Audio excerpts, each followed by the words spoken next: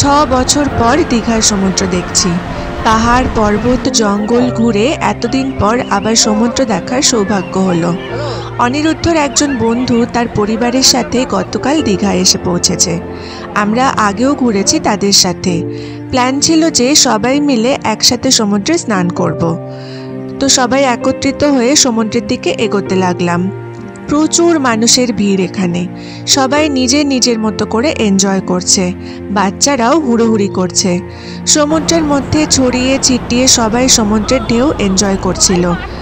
আর আমাদের দুই পরিবারের যতগুলো ছেলে ছিল তারা সমুদ্রে নেমেই সবাই উধাও। কোথাও দূরে গিয়ে স্নান করছিল, কাউকে দেখতে পাচ্ছিলাম না। আমিও একটু নামলাম।